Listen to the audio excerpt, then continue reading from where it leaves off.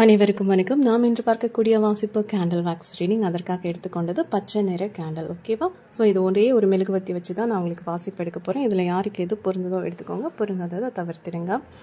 துளி துளியாய் மழை துளியான்றது போல் விழுந்துட்டுருக்கு.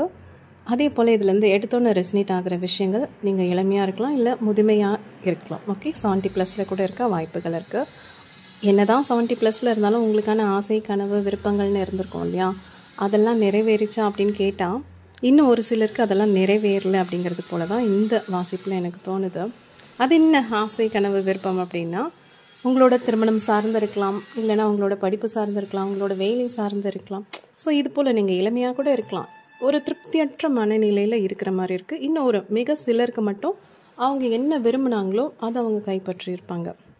ஆனால் வெகு சிலருக்கு அவங்க நினச்ச மாதிரி எதுவுமே நடக்கலை அப்படின்றது போல தான் இந்த துளிகள்லேருந்து எனக்கு கணிப்புகள் வருது. சரி, கிடைச்சதை வச்சு வாழலாம் அப்படின்னு பார்த்தீங்கன்னா, அந்த கிடைச்சதுன்னு ஒன்று இருக்கும்ல, அதன் மூலயமா நம்ம ஒரு விஷயத்தை அடையலான்னா அதுவும் வாய்ப்பு கொஞ்சம் குறைவாக இருக்குது. ஸோ நான் சொன்ன மாதிரி இது வேலை சார்ந்து, உறவு சார்ந்து, இது ரெண்டும் தான் அதிகமாக இருக்குது. ஒரு திருப்தி இல்லாத மனநிலை. நம்ம அன்பை கொடுக்குறோம், கவனத்தை கொடுக்குறோன்னாலும் அங்கேருந்து அன்போ கிடைக்கல. ஸோ அலட்சியப்படுத்தப்படுறது போல் எனக்கு இங்கே ரெசினேட் ஆகுது. ஸோ இந்த அலட்சியத்தின் பேரில் உங்களுக்கு ஒரு கோபம் வரலாம், வருத்தம் வரலாம். ஆனால் உங்களோட கோபம் தான் கொஞ்சம் மேலோங்கி இருக்குது. ஸோ உங்களை இப்போ நீங்கள் இந்த வாசிப்பை பார்த்துட்ருக்கீங்களா, உங்களை யாராவது சிலர் இவங்க ரொம்ப கோவக்காரங்கப்பா, இவங்க ரொம்ப திமிரான பேச்சுக்கள் பேசுவாங்க, பலாப்பழத்தோட தோல் எப்படி ஒரு மாதிரி கரடு முரடாக இருக்கும், நீங்கள் பார்க்குறதுக்கு அந்த மாதிரி தான் இருப்பீங்க. ஆனால் உள்ளுக்குள்ளே ஒரு அன்பு நிறைந்த மனிதர்களாக இருப்பீங்க. ஆனால் வெளிப்புறம் அது ஒரு கோபம் இருக்கலாம். சில நேரங்களில் நீங்களும் அதே போல் அலட்சியப்படுத்துகிற மாதிரியான பேச்சுகள் பேசலாம். பார்க்குறவங்க பார்வைக்கு நீங்கள் அந்த போல் தோற்றம் அளிக்கிறீங்க, ஆனால் அது உண்மை கிடையாது.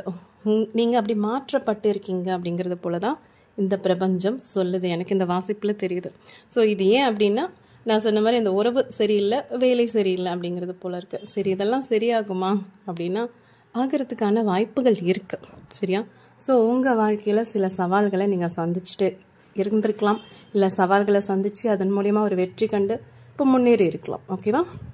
நான் அதுக்கு தான் சொன்னேன், நீங்கள் இளமையாகவும் இருக்கலாம், முதுமை நிறைந்த நபர்களாக கூட இருக்க வாய்ப்புகள் இருக்குது.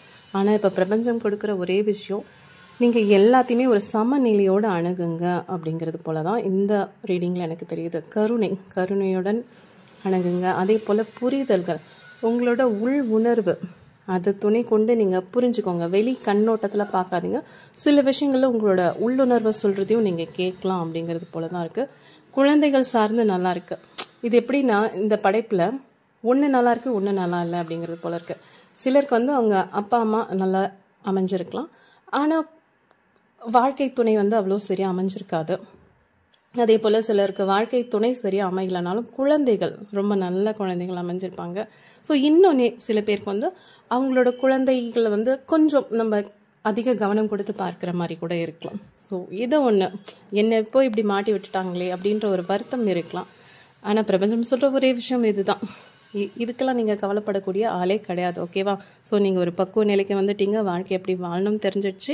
என்ன சில நேரங்களில் சில நபர்களிடம் அந்த அன்பை கொடுத்துட்டு எதிர்பார்க்குறீங்க, அது அங்கே அலட்சியமாக வருது. அந்த அலட்சியத்தின் பேரில் ஒரு கோபம் வருது. கோபக்காரங்கன்னு பேரை சம்பாரிச்சிக்கிறீங்க. சரி, நான் பேசினா தானே கோவம்னு சொல்கிறீங்க, நான் பேசாமல் மௌனமாக இருந்துடுறேன் அப்படின்னு இப்போ மௌனத்தை கடைப்பிடிக்கக்கூடிய நபர்களாகவும் மாறிட்டீங்க.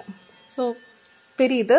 ஆனால் இதனால் நீங்கள் சந்தோஷமாக இருக்கீங்கன்னு கேட்டிங்கன்னா, மௌனமாக இருக்கும்போது சந்தோஷமாக தான் இருக்கும். ஆனால் ஒரு உள்ளுக்குள்ளே மனசுக்குள்ளே ஒரு வருத்தம் இருந்துக்கிட்டே தானே இருக்கும். ஸோ அந்த வருத்தம் வேண்டாம். அது ஒரு மாதிரி சோகமாக இருக்கு இல்லையா, அதெல்லாம் வேண்டாம் அப்படிங்கிறது அந்த பிரபஞ்சம் கொடுக்குது. உங்களோட அகத்தில் இருக்கக்கூடிய விஷயங்களை தான் இங்கே வெளிப்புறமாக பிரதிபலிக்குது அப்படிங்கிறது போல தான் இந்த வாசிப்பில் எனக்கு வருது. ஓகேவா? ஸோ கணவன் மனைவியாக இருக்கீங்க, காதலர்களாக இருக்கீங்க, இல்லை குழந்தைகள் சார்ந்திருக்கீங்கன்னா ஒரு பரஸ்பர மரியாதை, அது 2 சைடும் வேணும்.